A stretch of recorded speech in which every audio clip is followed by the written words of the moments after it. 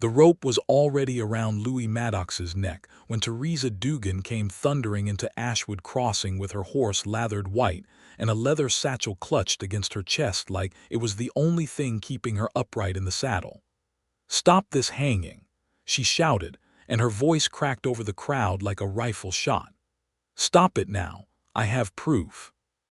The gallows had been thrown up hastily in the middle of the street, two wagons pushed together and a plank laid across them, and Louis stood on that plank with his hands bound behind him, and a burlap sack still hanging loose around his collar, where the deputy had not yet pulled it over his face.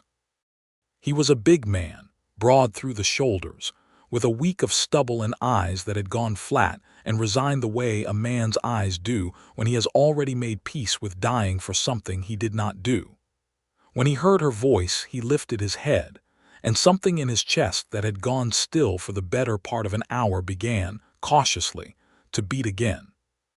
Marshal Otis Granger stood beside the wagon with his thumbs in his belt, sweating despite the cool morning, glancing sideways at Silas Prout, who sat his gray gelding at the edge of the crowd with the patient, satisfied look of a man watching a debt come due.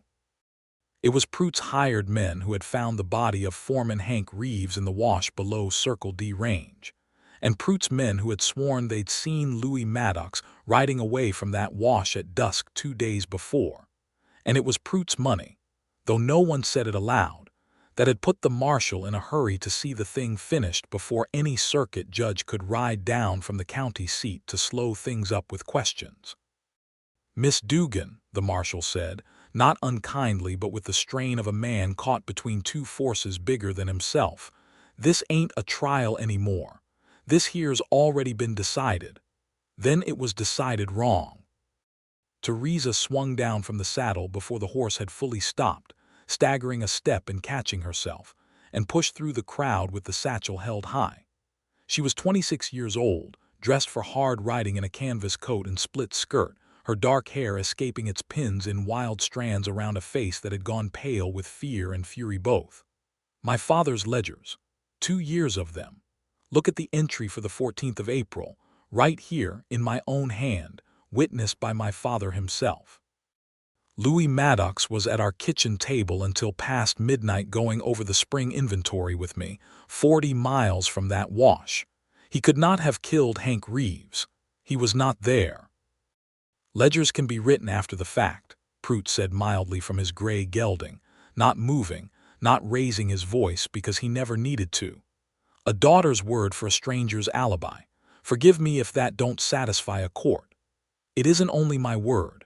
Theresa turned the pages with hands that trembled but did not stop moving, and pulled free a second paper, a bank draft with Prout's own signature scrawled across the bottom.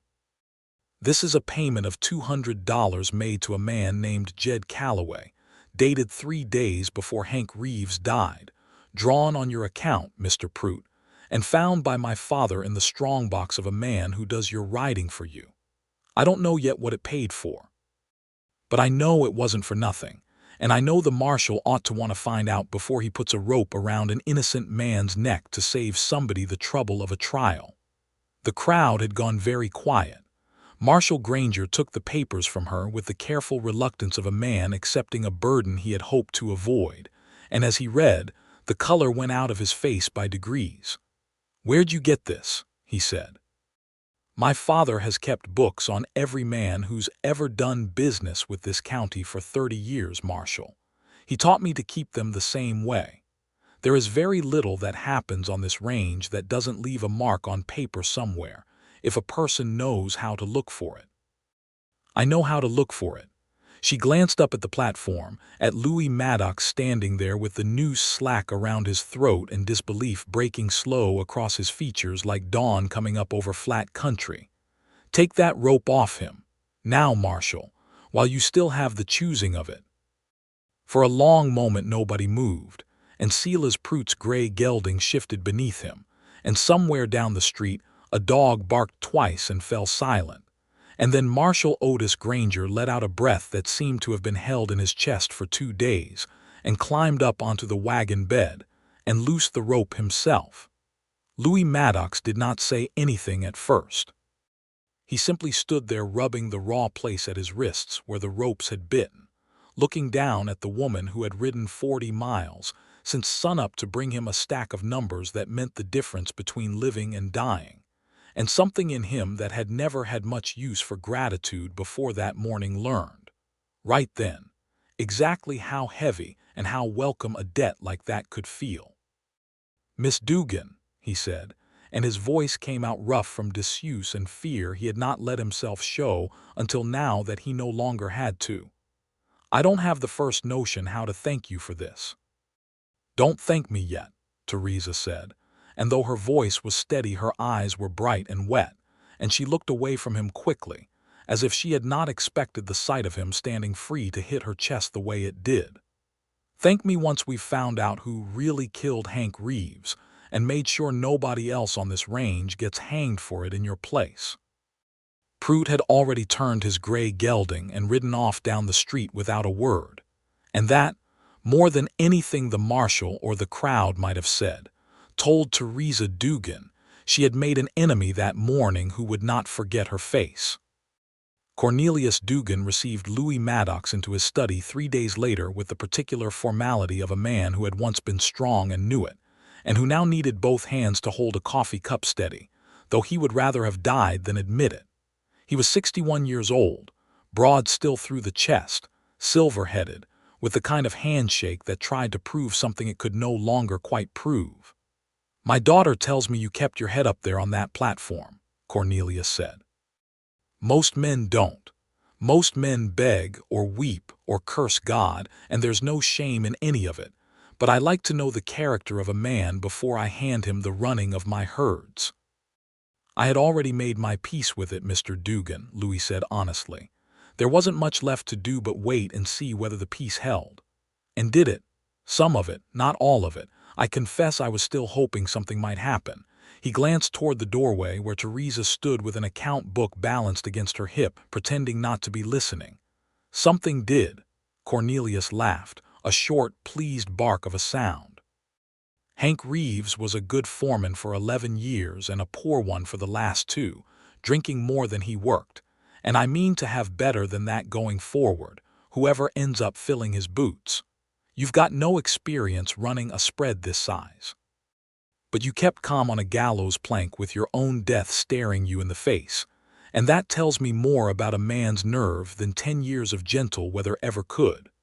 The job's yours if you want it, Mr. Maddox. $25 a month, your own cabin, and my daughter to answer to on anything involving the books, because I am not so foolish as to pretend I run this ranch alone anymore." It was the closest Cornelius Dugan had ever come, in front of another living soul, to saying aloud what everyone on Circle D range already half suspected, and nobody dared speak plainly. That his hands shook too badly now to hold a pen steady for long, that his memory for figures had begun slipping the way spring ice slips off a roof, sudden and without warning, and that for 2 years the actual keeping of the Dugan Cattle Company's accounts, the contracts, the debts, the wages, the whole intricate ledger work that kept 4,000 head of cattle and 11 hired men fed and paid and out of the county sheriff's notice, had fallen onto the shoulders of a 26-year-old woman working alone at a kitchen table by lamplight after everyone else in the house had gone to bed. Louis Maddox took the job. He did not yet understand what he was agreeing to. He found out inside of 2 weeks. It was a small thing, the first time he noticed.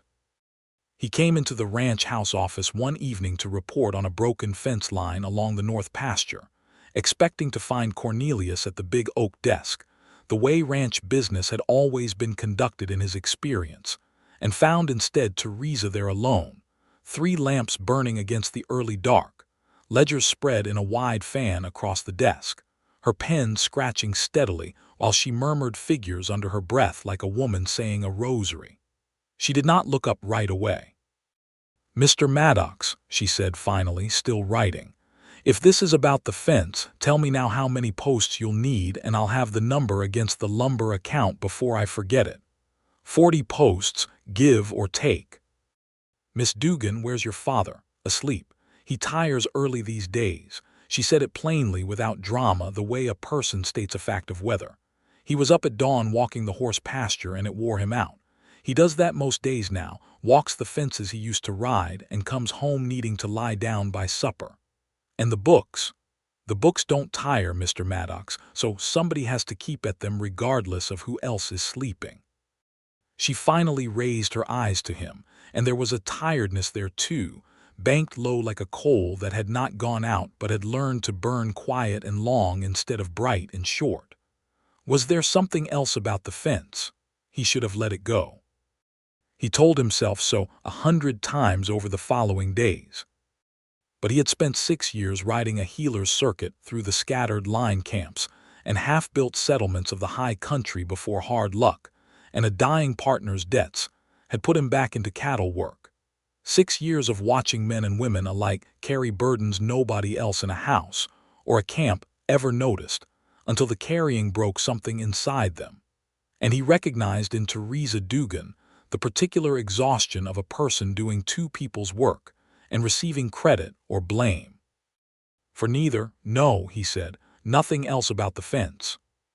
But he began watching after that, the way a doctor watches a patient who insists nothing is wrong, and what he saw troubled him more the longer he looked.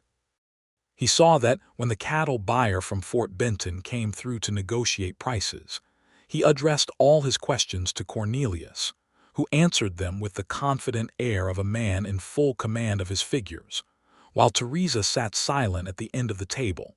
And only later, alone with Louis in the barn, did Louis learn that Cornelius had gotten the price of beeves wrong by nearly a third, and that Theresa had already drafted a correcting letter to send after the buyer before the contract could be signed on bad numbers.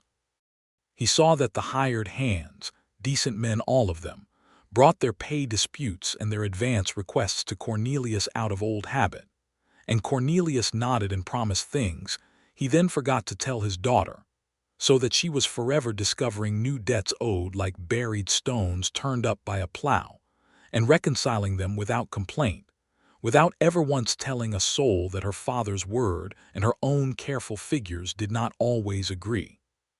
He saw, one cold evening in early May when a hard frost had come down unexpected out of a sky that had been warm and blue only hours before, that Theresa Dugan sat working at that desk in a shawl with her breath showing faint in the lamplight, because she had let the stove go out rather than wake the hand whose turn it was to tend it, and that she had been at those figures, by his own reckoning, since before supper without once eating. That was the night he finally said something, and it went badly. "You ought to eat," he said, setting a plate of cold beef and bread on the corner of the desk without being asked. "And you ought to let Sam keep that stove fed instead of freezing yourself into a fever. I'm not asking your opinion on my stove, Mr. Maddox. No, ma'am, you're not, but I'm giving it anyway because somebody ought to." He crossed his arms. "I went ahead and told Sam to bank the fire before he turns in from now on regardless of whose turn it is. And I wrote to the grain merchant in Fort Benton myself this afternoon and settled the price dispute on the feed corn without waiting on you, since I could see you had your hands full with the cattle contracts." The pen stopped moving. Theresa looked up at him slowly, and the tiredness in her eyes had burned away into something sharper. "You did what?" "Settled the corn dispute. It was a small thing. It was not a small thing, it was mine to settle, and you had no right." Her voice had gone low and hard in a way he had not heard from her before, not even on the gallows platform, and he understood, a beat too late, that he had made a serious mistake. "Do you understand what it took me 2 years to build in this county, Mr. Maddox? A cattle buyer who will deal honestly with a woman, because I have proven myself sharper than the last 3 men who sat in that chair before me. A grain merchant who answers my letters instead of waiting for my father's signature, because I have never once given him cause to think my figures were soft. Every single person on this range who does business with Circle D thinks my father runs this ranch, and I have let them think it, because the day they learn otherwise is the day every wolf circling this family, and there are wolves circling, Mr. Maddox, believe me, decides I am weak enough to be worth testing. And you rode in here 2 weeks ago and undid a piece of that without so much as asking me first. I was trying to help you. You were trying to decide for me. There's a difference, and it's not a small one, and if you cannot learn it, you will not last long as foreman of this outfit no matter how steady your nerve was on that gallows plank. She closed the ledger with a snap. I did not ask to be rescued from my own work, Mr. Maddox. I asked once to be rescued from a rope around your neck because that was an injustice I could not abide watching happen. This is different. This is mine. Do you understand? He stood there a long moment, feeling the heat come up in his own face, not from anger but from the particular shame of a man who has just been shown, plainly and without cruelty, exactly where he went wrong. I understand, he said finally. I'm sorry, I won't go around you again. See that you don't. But some of the hardness had already gone out of her, and she looked, suddenly, more tired than angry and pushed the plate of cold beef an inch closer to herself without quite looking at it. Sit down a minute if you're going to stand there anyway. You're letting the draft in. He sat. Outside, the frost kept coming down soft and silver over ground that had been warm enough for shirt sleeves only that morning.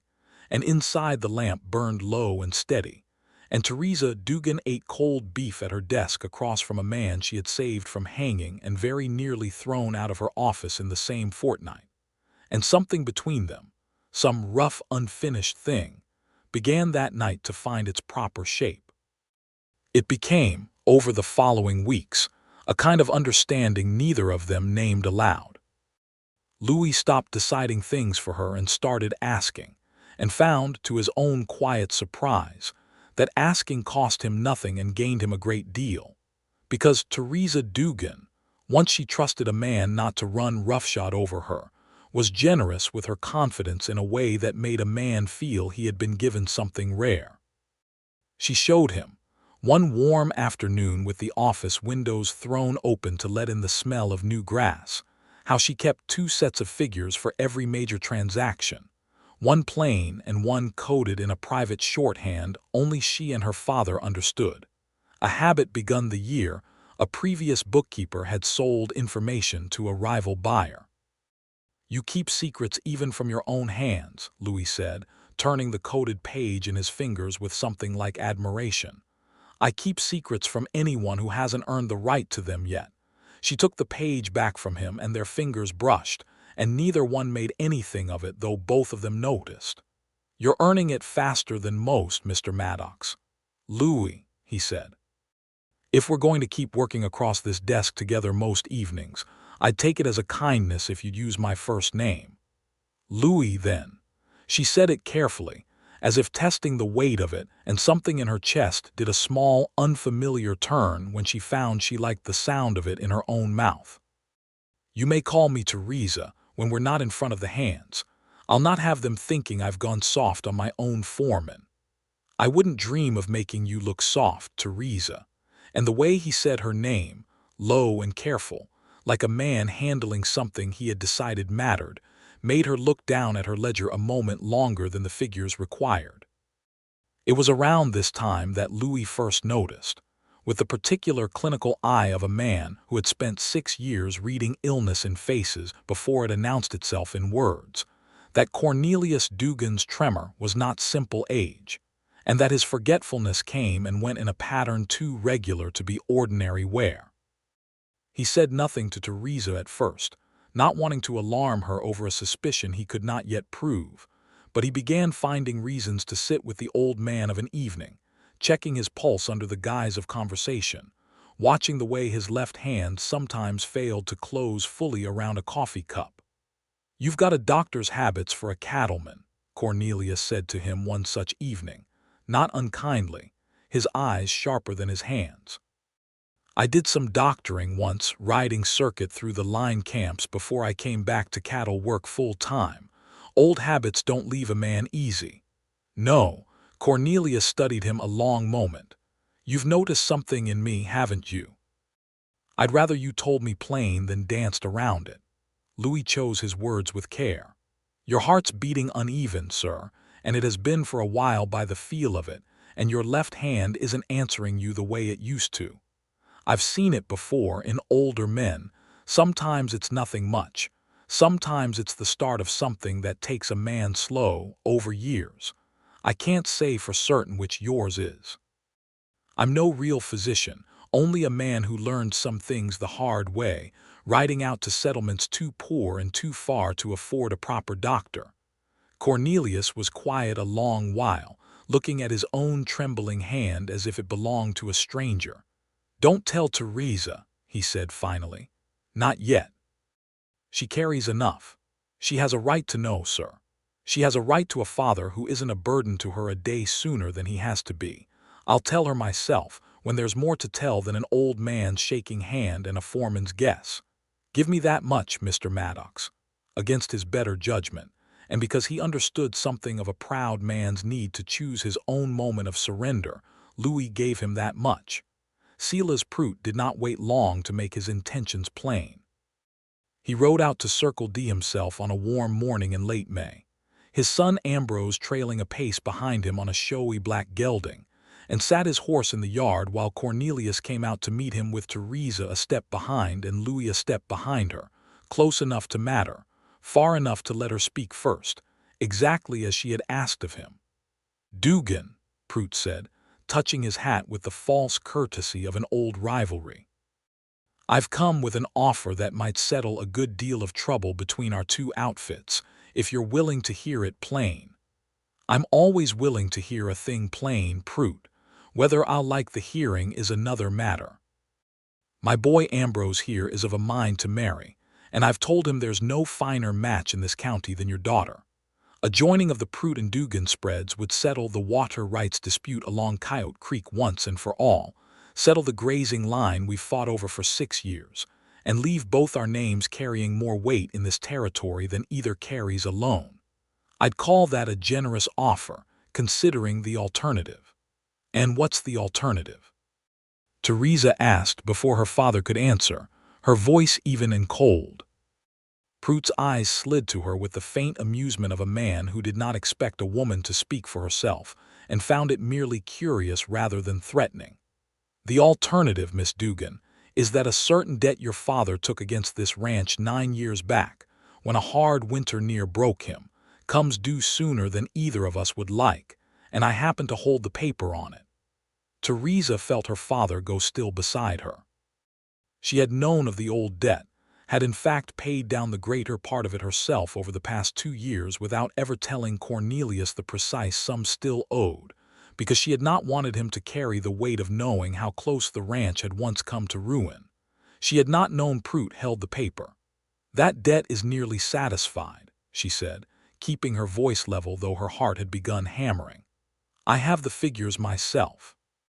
There is perhaps $400 remaining against it, payable at the season's end as agreed, and no clause in that paper requiring early settlement absent default." Prout's smile did not change, but something behind his eyes sharpened at the fact that she knew the terms so precisely. "You've a sharp memory for a rancher's daughter." "I've a sharp memory because I keep this ranch's books, Mr. Prout, and have for some time, and I know every debt against this outfit down to the dollar. There is no default coming. There will be no early settlement demanded, unless you mean to break the terms of a legal paper in front of witnesses, which I don't believe even you are foolish enough to attempt." She met his eyes without flinching. "And there will be no marriage between myself and your son, now or at the season's end or ever, Mr. Prout, so I'd ask you to carry that answer home with you along with whatever else you came for." Ambrose Prout had the decency to look faintly embarrassed. His father did not. "A woman running her father's books," Prout said softly, "is a novelty this county has tolerated out of respect for Cornelius, Miss Dugan. It won't shield you forever." "It has shielded me well enough so far," Theresa said, "against considerably worse men than you." Louis, standing silent a pace behind her through the whole exchange exactly as he had promised, felt a fierce and unfamiliar pride rise up in his chest at the sight of her standing unbowed against a man who held half the county in fear of his money and his temper. And he understood in that moment, with the sudden clean clarity of a fact long approaching and finally arrived, that he had fallen in love with Theresa Dugan somewhere in the weeks of ledgers and cold beef and careful trust, and that he had no earthly notion what, if anything, he intended to do about it. Prout and his son rode off without another word, and Cornelius let out a long breath once they were gone. "You never told me the debt was that far settled," he said to his daughter, wonder and something like shame mingled in his voice. "I didn't want you carrying the worry of what remained unsettled before I told you, Papa. I'm telling you now." She squeezed his arm. "It's nearly done. We'll be free of Prout's paper by autumn and free of his son's attention forever, God willing." She did not know, standing in that yard with the warm May sun on her shoulders, how little time remained before Prout found another way entirely to bring the Dugan family to its knees. Cornelius Dugan disappeared 11 days later. He had gone, by all accounts, to walk the horse pasture at dawn the way he did most mornings now, and had not come back by breakfast, and had not come back by noon. And by the time Theresa organized the hands into search parties combing every draw and coulee within 5 miles of the house, panic had already set its cold hand around her heart. They found his hat, snagged on a fence post 2 miles north, near the old game trail that wound up toward the foothills and eventually toward Copperhead Pass. They found, a half-mile past that, the tracks of his horse mixed with the tracks of at least 2 other riders, and Louis, kneeling in the dust with the particular grim focus of a man reading a story he did not want to read, found also, pressed into softer ground near a dry wash, a boot print too fine and too new to belong to any Circle D hand. "Prout's men," Theresa said, her voice gone flat with the effort of holding herself together. "He's taken my father. We don't know that yet." Louis stood, brushing dust from his knees, and made himself say the careful thing rather than the comforting thing, because he had promised her honesty over ease weeks before and meant to keep the promise even now. "The tracks show no struggle, Theresa. No sign of a fight, no drag marks, nothing thrown down or trampled. If a man's taken against his will, there's usually some mark of it left on the ground. This looks more like 3 riders traveling together at an easy pace." "Then why would my father ride off with 2 strangers and not send word?" "I don't know, but I mean to find out, and I mean to do it with you, not instead of you, if you'll have me." She looked at him a long moment in the thin morning light, dust on her boots and fear plain in her eyes, and nodded once, sharp and decided. "I'll have you," she said. "Saddle the horses." Marshal Otis Granger, when they rode into Ashwood Crossing to report the disappearance, proved more useful than either of them expected. He had grown wary of Silas Prout's influence since the near hanging of an innocent man on his own gallows, and had spent the intervening weeks quietly gathering what proof he could of Prout's dealings, enough now to want the matter settled by a real court, rather than by whatever justice Prout's money might otherwise arrange. "Judge Elias Whitfield is holding circuit court up at Copperhead Pass this month," Granger told them, spreading a territorial map across his desk. "He's the only judge in 3 counties Prout hasn't got some manner of hook into, on account of Whitfield being a temperance man and Prout having tried once, foolishly, to bribe him with a case of good whiskey. I've had your father's original ledger pages and Calloway's bank draft locked in my strongbox since the hanging, Miss Dugan. But a strongbox in a town Prout half owns ain't a place. I trust that evidence to stay safe forever. I need it carried up to Whitfield personal, along with sworn statements, before Prout finds a way to make the whole business disappear. I'd go myself, but my leg's no good for a 2-day ride through that country anymore, and I need a person up there I trust to make sure the judge understands exactly what he's looking at." "Send me," Theresa said at once. "I kept those books. I know every figure in them better than any man alive, present company excepted." A nod toward her father, absent though he was. "I can explain them to Whitfield in a way nobody else can. It's rough country between here and the pass, Miss Dugan, and rougher still with Prout like as not searching those same hills for whatever it is your father's carrying with him. Then it's fortunate I don't mean to go alone." She glanced at Louis, and something passed between them that needed no further words. "Mr. Maddox will ride with me." Granger studied the two of them a long moment, and something in his tired, careworn face suggested he understood a good deal more than he said. "All right. I'll deputize you both, temporary for the purpose of this transport, so there's no question of your standing if you're stopped along the road. Miss Dugan, that makes you an officer of this court for the length of this journey, same as any man I might send. Use the authority however you need to. Mr. Maddox, you'll answer to her on this business, understood, same as you'd answer to any marshal." "Understood," Louis said, and found he did not mind it in the least. They left Ashwood Crossing the following dawn with the strongbox evidence wrapped in oilcloth and packed deep in Theresa's saddlebag, 2 good horses beneath them, and a season that could not seem to decide what it wanted to be. The days warm enough for Louis to ride in shirt-sleeves by noon, and the nights cold enough that both of them woke before light shivering despite the fire, frost silvering the grass some mornings and melting to mud by midday. The whole country caught in that uneasy hinge between winter's last grip and spring's uncertain arrival.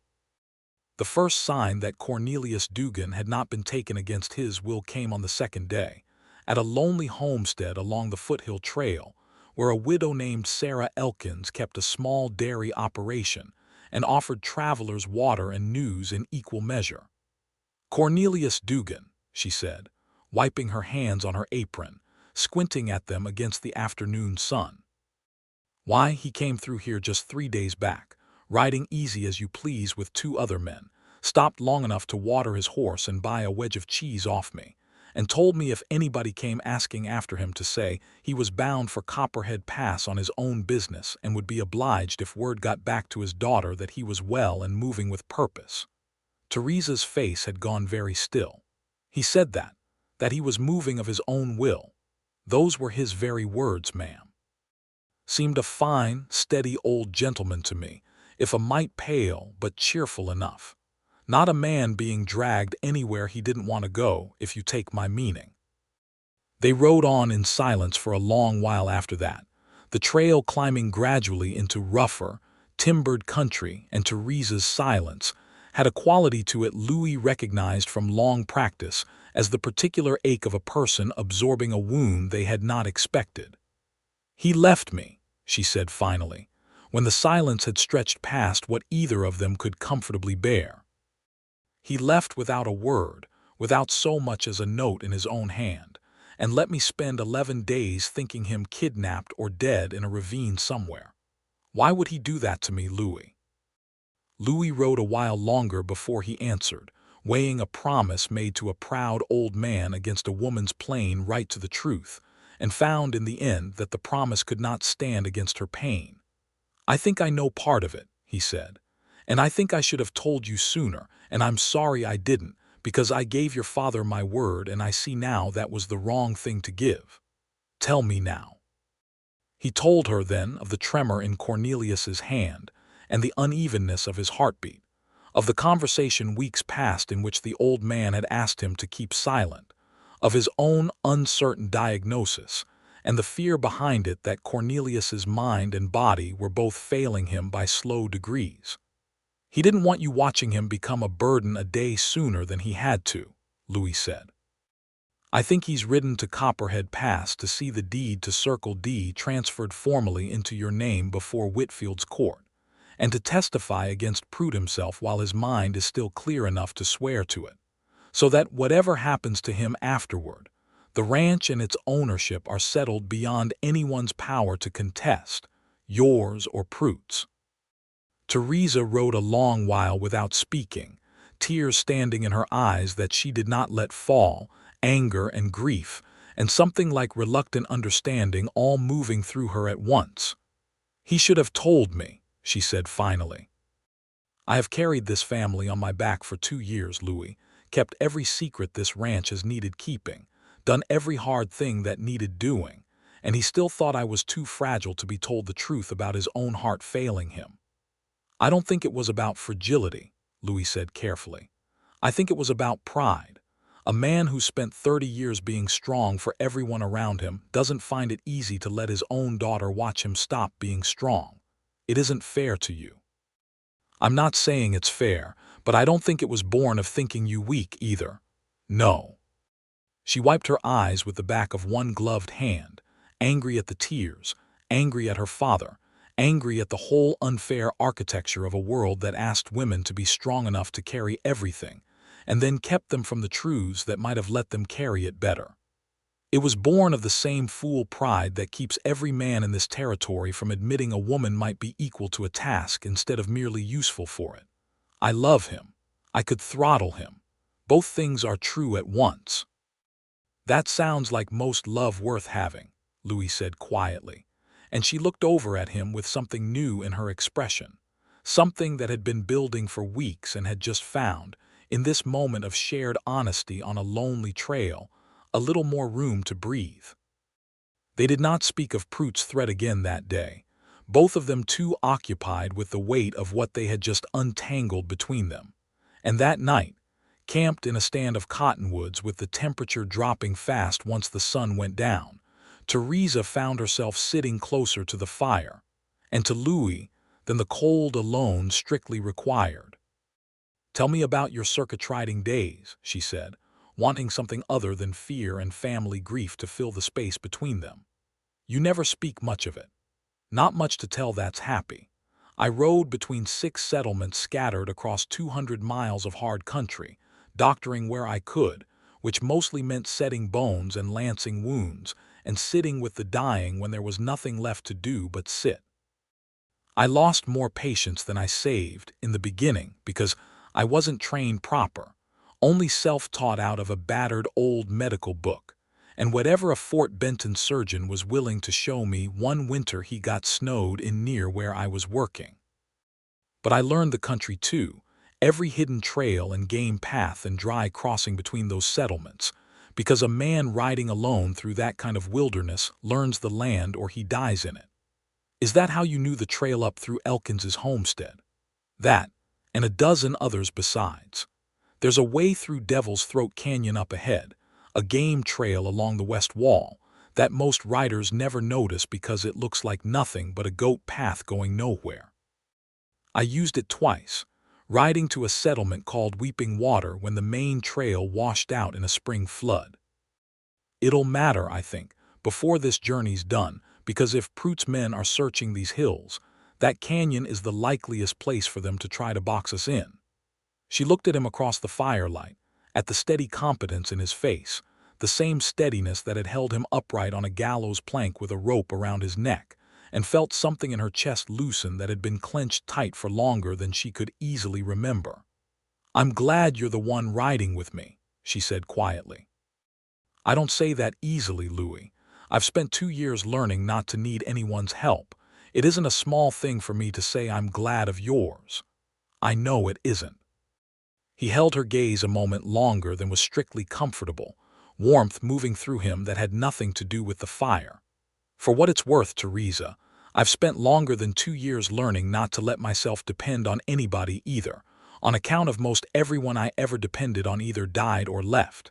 It isn't a small thing for me to say I don't mind depending on you, some, either." Neither of them moved to close the distance the moment seemed to invite.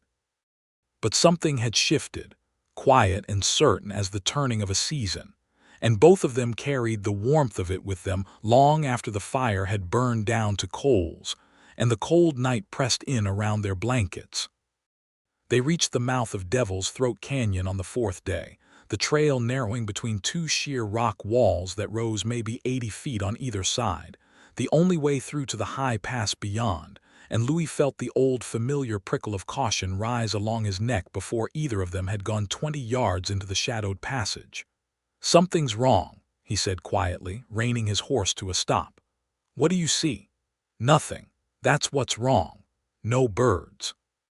There ought to be jays kicking up a racket in a place like this, and there's nothing but silence." He scanned the canyon walls, the tumbled boulders and scrub brush that offered a dozen places for a man to lie in wait unseen. "Theresa, I think we ought to. The first shot cracked off the canyon wall before he could finish the thought, and Theresa's horse reared as gravel kicked up 6 feet to their left, and then a second shot came, and a third, and Louis saw the flash of a rifle from a shelf of rock maybe 40 yards up the canyon's east wall. "Down!"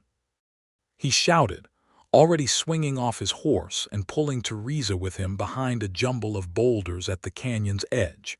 And she came without argument this time, both of them understanding without needing to say it that this was not a moment for pride about who decided what. "Calloway," Theresa said, peering carefully around the edge of the rock, catching a glimpse of a familiar hunched shape among the 3 riders now visible on the high ground. "Prute's man. He must have guessed we'd carry evidence this way. There's at least 3 of them, maybe 4. Louis had his rifle out, checking the load with steady hands despite his racing pulse. They've got the high ground and we're pinned in a box canyon with only one way forward and one way back, and both of those ways covered. Not the only way."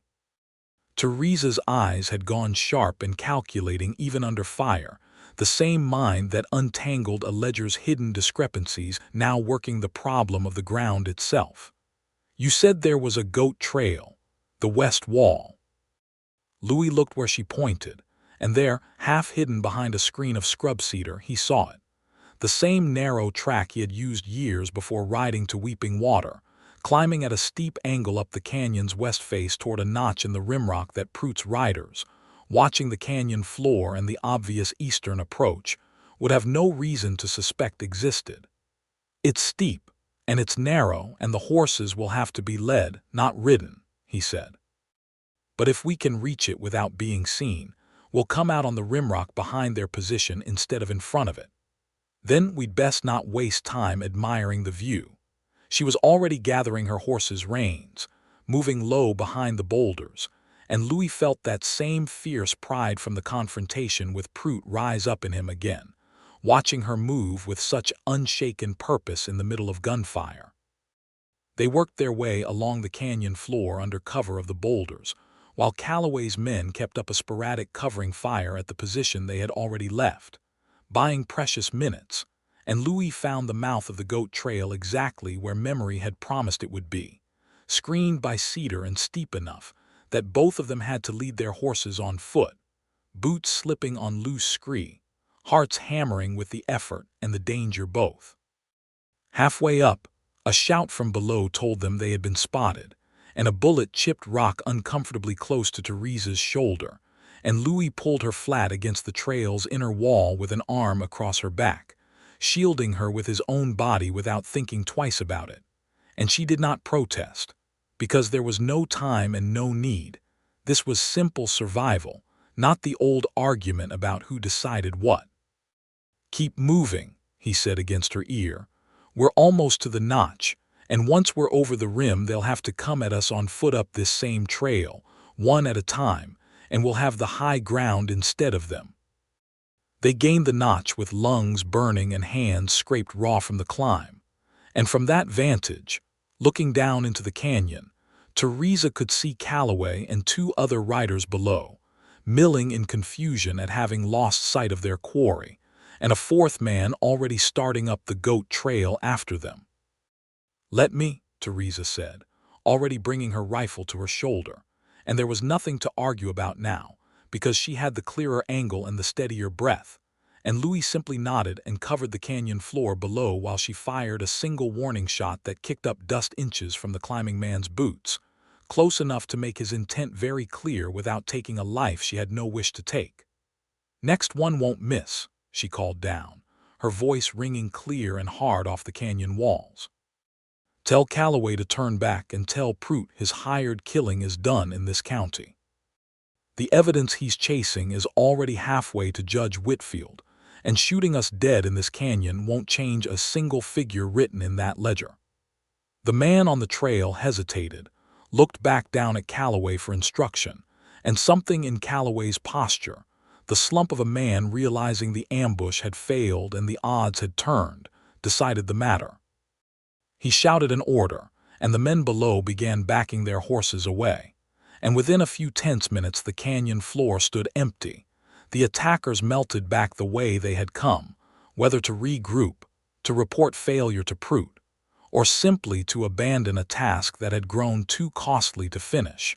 Neither Theresa nor Louis could say for certain, only that the immediate danger had passed.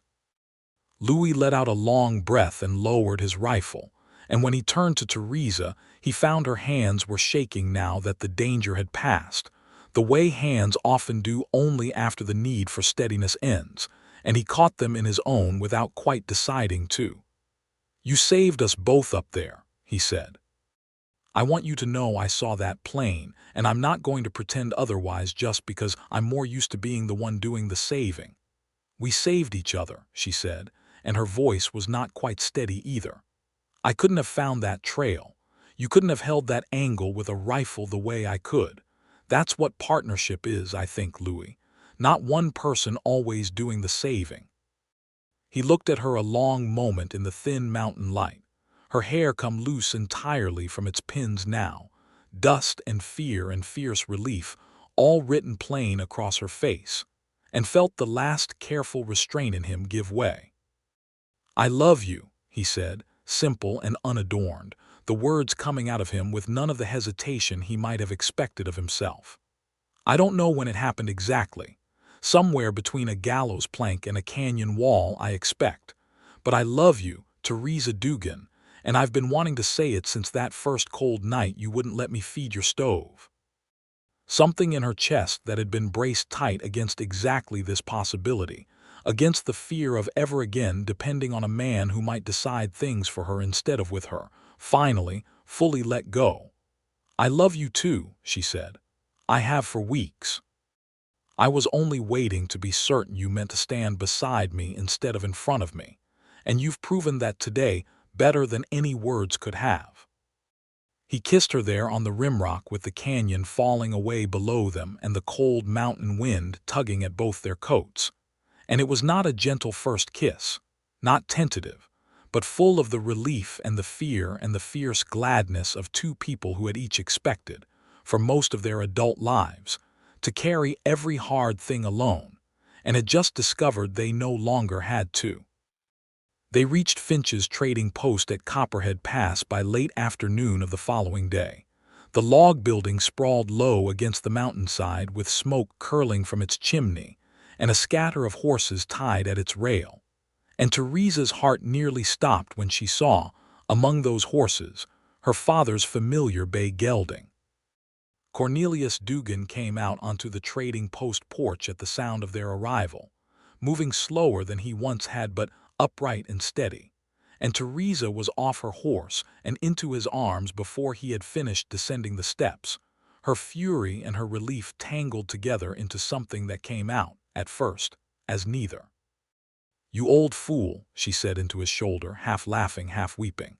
"You let me think you'd been taken. 11 days, Papa. I searched every wash and coulee within 5 miles of home. I know it, and I'm sorrier for it than you can know, and I mean to spend considerable time making it up to you." He held her at arm's length, studying her face with an expression that mixed shame and pride in equal measure. "Louis told you why, I expect. He looks too guilty standing there not to have. He told me. I'm still angry at you, and I mean to stay angry at you for a good while longer, but I understand it now some, and I'm glad past telling that you're alive and well. I've done what I came to do." Cornelius drew himself up, and for a moment the old strength showed plain in his bearing. "Judge Whitfield's holding court in the back room of this very post, on account of the county courthouse up here having burned last winter and never been rebuilt. I've already sworn my testimony regarding Prout's debt paper and his dealings with Jed Calloway, and the deed to Circle D has been formally transferred and witnessed, entirely into your name, Theresa.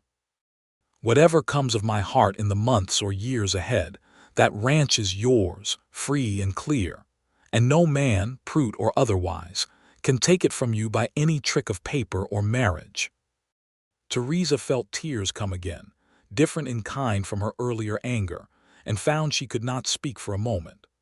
"I should have told you what Louis suspected about my heart, and let you decide for yourself what to do about it, instead of deciding for you and running off like a coward in the night," Cornelius went on. You've carried this family for 2 years without complaint, and I let pride keep me from admitting how plainly I saw it, because a father doesn't like to think of his daughter as the strong one when he's meant to be strong for her. That was my failing, not yours, and I'm asking your pardon for it." "You have it," she said. "You've always had it, Papa. I only needed you to say the thing out loud." Judge Elias Whitfield, when Theresa presented him the true ledger and the sworn statements Marshal Granger had entrusted to her care, proved as sharp and as incorruptible as Granger had promised. He examined the coded figures with the careful patience of a man who understood exactly what he was looking at, questioned Theresa closely on every entry until satisfied of their authenticity, and by that evening had issued a warrant for the arrest of Silas Prout on charges of conspiracy and the murder of Hank Reeves, along with a separate warrant for Jed Calloway naming him directly as the hired hand who had done the killing. "This is thorough work, Miss Dugan," Whitfield said, tapping the ledger with one finger. "Thorough enough to hang a guilty man properly this time instead of an innocent one by mistake. You've done this county a service." "I only kept the books, Your Honor," Theresa said. "The truth was always there. It only wanted someone patient enough to read it." That night in the Trading Post's common room, warmed by a great stone fireplace against the mountain chill, the Dugan family and Louis Maddox shared a meal together for the first time as something other than employer and employed, father and daughter, near strangers thrown together by circumstance. Old Man Finch, the Trading Post keeper, produced a bottle of decent whiskey in celebration of the warrant issued, and Cornelius, though he drank little on account of his heart, raised his glass all the same. "To my daughter," he said, "who ran this family's business alone longer than any of us had the grace to notice, and to the man who noticed it before the rest of us did, and had the good sense to fall in love with her for it instead of merely admiring it from a distance." Louis felt heat come up his neck, and Theresa laughed, bright and unguarded in a way that made his chest ache with tenderness. "To partnership," Louis said instead, raising his own glass, "which I've learned this month is a harder thing to earn than I expected, and a better thing to have than I ever imagined." They drank, and outside the Trading Post windows the last cold light of the uncertain season faded over the mountains, and for the first time in longer than she could remember, Theresa Dugan let herself simply be happy, without calculating what danger might be lurking behind the happiness. The danger, as it happened, was not yet fully past. Word reached them 3 days into the ride home, carried by a rider Marshal Granger had sent up to intercept them, that Silas Prout, informed of the warrant against him, had attempted to flee toward the Canadian border with what money he could gather, and that Jed Calloway, abandoned by his employer and facing the noose alone for a murder he had committed on another man's orders, had turned himself in to Granger's custody in exchange for testimony that might spare him the rope in favor of a long prison sentence instead. Prout himself was captured 2 days later by a federal marshal near the border crossing, his flight itself standing as confirmation of guilt that even his money could no longer erase. Ambrose Prout, left alone to face the ruin of his father's schemes, sold what remained of the Prout spread within the year and left the territory entirely, and no one in Ashwood Crossing much mourned his going. It was, in the end, a quieter resolution than the canyon ambush might have promised, decided in courtrooms and warrants rather than gunfights, and Theresa found she was glad of that quieter ending, glad that the true reckoning for Hank Reeves's murder and for 2 years of threats against her family came through the patient, careful work of ledgers and testimony rather than through further violence. But peace, once won, still required tending, and it was in the tending that the next test of Louis and Theresa's understanding arrived. They had been back at Circle D scarcely a week, the ranch settling gradually back into its ordinary rhythms, when a rider came in from the northern settlements with grim news.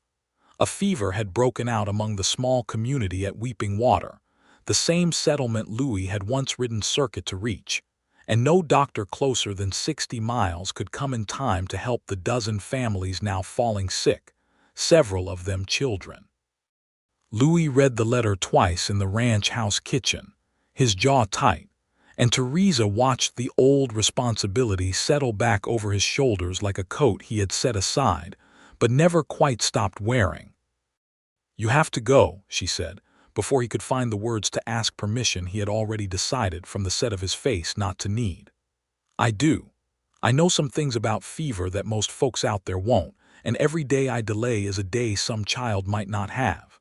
But Theresa, I've only just become foreman here, and I've only just become," he gestured between them, a little helplessly, "whatever we are to each other now, and I don't like the thought of leaving either responsibility so soon." "Then don't think of it as leaving them," she said, taking his hands. "Think of it as who you are, Louis. You rode circuit through half-built settlements for 6 years because you couldn't stand the thought of people dying for want of a person willing to try. I fell in love with a man who carries that kind of weight without complaining of it. I won't ask you to set it down now, not for my sake, not even for the ranch's sake. Go. Do what you know how to do. I'll manage Circle D in your absence exactly as I've managed it before, and I'll be here waiting when you're done. I don't want to decide this without you having equal say in it. You're not deciding it without me. I'm telling you plainly, go, that is my equal say." She smiled, though it cost her something to make the smile steady. "I've spent 2 years running this ranch's books alone, Louis Maddox. I expect I can manage a foreman's absence for a few weeks without the sky falling in."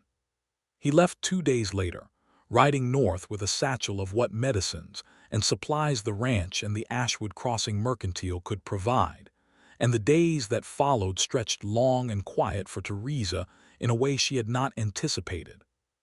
She had grown used, in the short weeks since the hanging, to a particular warmth at the edges of her days, a presence across the desk in the evening, a voice offering opinions she had learned to value rather than resent, and the absence of it now felt sharper than she had expected any absence to feel. She wrote to him twice a week, letters carried by whatever rider happened to be traveling north, filled with ranch news and small observations, and increasingly with admissions of feelings she might not have made so plainly to his face. "I did not know," she wrote in one such letter, "how much I had come to depend on hearing your voice at the end of a long day, not because I need anyone to tell me my figures are correct, but because I have grown fond of sharing the day's small victories and small frustrations with someone who listens the way you listen. The ranch runs well enough without you here in the day-to-day sense, Louis, but it does not feel entirely like home in the evenings, and I find I mind that a good deal more than I expected to." He wrote back with news of the settlement, of fevers broken, and twice, of fevers that could not be broken no matter what he tried, and in those letters she read a grief he did not try to hide from her, and loved him the more for trusting her with it rather than protecting her from it. "I lost a child yesterday," he wrote in one letter that arrived stained faintly at one corner as though it had been read and reread by hands not quite steady, "a boy of 6, and I sat with his mother a long while after, because there was nothing else I could do for her that mattered as much as simply not leaving her alone with it. I think of you constantly in these hard days, Theresa, not as an escape from the grief, but as a reason the grief has not hollowed me out entirely the way it might have, years ago, before I knew what it was to have someone waiting for me who wanted the whole truth of my days, hard parts included. I am coming home as soon as the worst of this has passed. I find I am no longer content to be a man who only rides through people's lives and moves on. I want very much to be a man who has a place to return to, and I find that place, more than any house or any ranch, has become you." She read that letter perhaps a dozen times over the following days, and carried it folded in her coat pocket the way another woman might have carried a photograph, and found that the ache of missing him had become, somewhere in the reading, inseparable from a settled certainty that had nothing uncertain left in it at all. Whatever shape her life took from here forward, She wanted it to take that shape alongside Louis Maddox. He came home 5 weeks after he had left, riding into the Circle D yard on a warm afternoon with the particular thin, hollowed look of a man who had spent his strength on other people's crises and had not yet had the chance to rest. And Theresa was out the ranch house door and across the yard before he had finished dismounting, and did not care one bit that Sam and Pete and the other hands stood watching from the corral with undisguised interest. "You're thinner," she said, holding his face in both her hands, studying him the way he had once studied her father, searching for the marks of hardship. "And you look tired past bearing." "I am tired past bearing. I am also, right this minute, happier than I have been in 5 weeks, so I expect the two things can coexist." He pulled her into him, and she felt the tension in his shoulders begin slowly to ease against her. "I mean to stay this time, Theresa, not just as Foreman. I've been thinking on the ride home about what a life looks like for a man who wants both things at once, both the duty to those scattered settlements and a home worth returning to, and I believe I've found a shape for it, if you'll hear me out. I'll hear anything you care to say. I want to keep riding out when a settlement needs a doctor bad enough that waiting for one from farther off would cost lives. That won't change, and I won't pretend it will, because it's part of who I am, same as your ledgers are part of who you are. But I want Circle D to be the place I ride out from, and the place I ride back to, every single time, and I want you beside me deciding the shape of that life together, not waiting on me to decide it and inform you after. I'm asking you to marry me, Theresa Dugan, not because I mean to take care of you, though I'll gladly do my share of that when it's needed, but because I don't know how to imagine the rest of my life anymore without you keeping the books of it alongside me." She laughed, wet-eyed and unguarded, and the sound of it carried clear across the yard to where the hands stood grinning at each other, already certain of the answer before it came. "Yes," she said. "Yes, Louis Maddox, though I'll warn you now I intend to keep my own name on the deed to this ranch regardless of any marriage. And I intend to keep the books precisely as I always have. And I expect a husband who understands the difference between helping me and deciding for me exactly as well as the foreman I hired managed to learn it. I'd expect nothing less from the woman who taught me the difference in the first place," he said, and kissed her there in the yard, in front of God and Cornelius Dugan, watching from the porch with tears standing openly in his eyes, and every hand on Circle D range, none of whom found the sight the least bit surprising. They were married in early autumn, when the uncertain season had finally settled itself into the clean, cold clarity of true fall, the cottonwoods along the creek gone gold, and the first hard frost a settled certainty each night rather than a surprise. Cornelius Dugan, his heart weaker now but his spirit undimmed, walked his daughter the short distance from the ranch house to the small gathering assembled in the yard, and gave her hand to Louis Maddox with a steadiness that cost him visible effort, and that he would not have traded for anything. The wedding itself was simple, a traveling preacher brought up from the county seat, a gathering of ranch hands and neighbors and Marshal Otis Granger, who had ridden out specially for the occasion, and who stood through the ceremony with an expression of quiet satisfaction, as though he considered the whole event a personal vindication of the justice he had so nearly failed to serve on that gallows platform months before.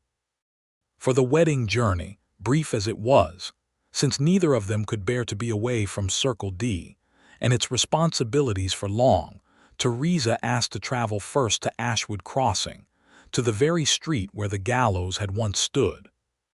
"Are you certain," Louis asked, as they rode in together on a clear, cold morning, "that this is where you want to spend the first days of our marriage? It isn't the gentlest of memories." "That's precisely why I want to be here," Theresa said. "That street is where I nearly lost you before I'd properly found you, Louis. I don't want it to remain a place of fear in either of our memories forever. I want to stand there now, as your wife, and know that the worst thing that ever happened in that street has been answered by the best thing that ever happened to either of us. The gallows, of course, had long since been dismantled. The wagons returned to whatever farms they'd been borrowed from. The street returned to its ordinary business of horses and wagons and townsfolk going about their day. There was, in fact, nothing at all to mark the spot where a rope had once hung around Louis Maddox's neck. Nothing but the ordinary dust of an ordinary street on an ordinary autumn morning. And that, Theresa thought, standing there with her hand in her husband's, was exactly as it should be. They stopped at the mercantile, where the owner's wife pressed a jar of preserves on them as a wedding gift, and stopped at the small church, where the preacher who had married them shook Louis's hand warmly and remarked that he had never in his years of circuit preaching officiated a wedding with quite so much of the town's genuine goodwill behind it, and stopped, last of all, at the exact center of the street, where the gallows had stood. "I stood right here," Louis said quietly, looking down at the ordinary dust beneath his boots, certain I had maybe a minute left to live, and the last thought in my head, if you want the truth of it, wasn't fear. It was regret. Regret that I'd spent so many years riding alone through other people's troubles, and never once let myself stay long enough anywhere to build the kind of life worth being afraid to lose. And now I stand in the same spot with my wife's hand in mine, and I find I've got considerably more to lose than I ever had before, and I find, strangely enough, that it doesn't frighten me the way I might have expected. I think it's because I'm not carrying it alone anymore." "Neither am I," Theresa said, and meant it with her whole heart. "I spent 2 years believing that strength meant carrying every hard thing by myself, keeping every secret, solving every problem before anyone else even knew it existed. I don't believe that anymore. I think strength means finding the right person to carry things alongside, and trusting them enough to let them, and trusting yourself enough to let them help without believing it makes you weak. You taught me that, Louis, as much as I taught you the difference between helping and deciding."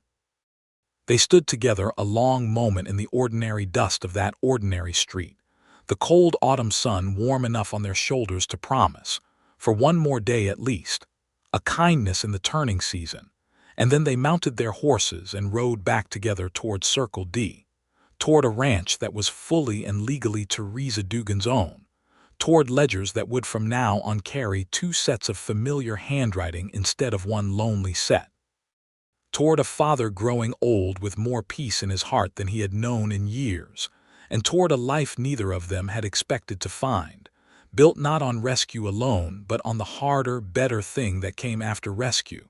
2 capable people, each strong enough to stand alone, who had chosen freely and completely not to have to. The frost came harder that winter, as it always did in that country, but the ranch house at Circle D stayed warm through every cold night that followed, 2 lamps burning steady at the desk where a woman who had once run the books alone now shared the work, and the love, with a man who had noticed her worth before anyone else thought to look, and had never once, from that noticing forward, stopped choosing her as an equal in every single thing that came after.